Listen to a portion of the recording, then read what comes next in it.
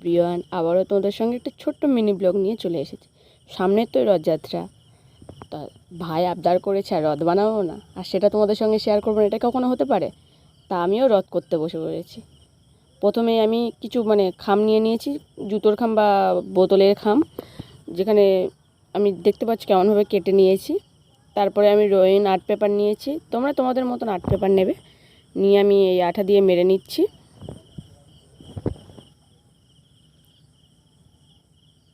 জানি না কতটা তোমাদের ভালো লাগবে, আমি আমার মতন করে বানিয়েছি। কারণ ভাই আমাকে বলেছে, দিদি সবাই তো রথ কিনছে, আমাকে একটা রথ বানিয়ে দে না তুই। আমি বলি ঠিক আছে, আমি তোকে বানিয়ে দিচ্ছি।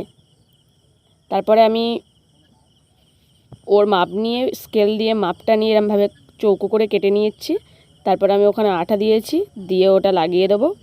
ওরকম করে আমি প্রায় প্রত্যেকটা খাব রকমভাবে লাগিয়ে দেবো আর্ট পেপার দিয়ে। আমি এখানে 3টে কালার ইউজ করে পুরো রথটা কমপ্লিট করেছি, নীল, গোলাপি আর কমলা কালার। তোমরা চাইলে অন্য অন্য কালার দিতে পারো।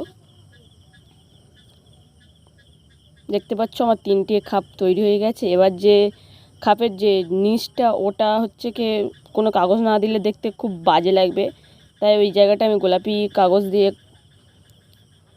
ঢেকে দিলাম।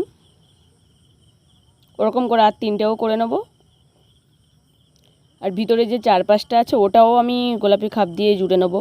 আচ্ছা, রথযাত্রা তো সামনে, সবাইকে জানাই আগে থেকে রথযাত্রার আমার তরফ থেকে অনেক শুভেচ্ছা ও ভালোবাসা। সবার রথযাত্রা যেন ভালো কাটে।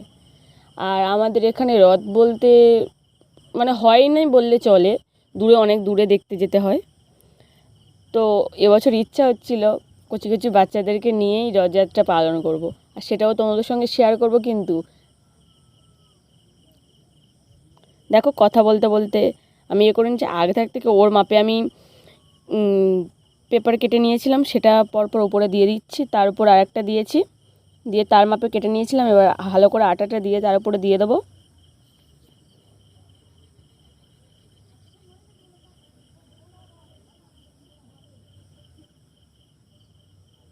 আর সব থেকে লাস্ট যেটা ছিল সেটাও ওর উপরে বসিয়ে দেবো,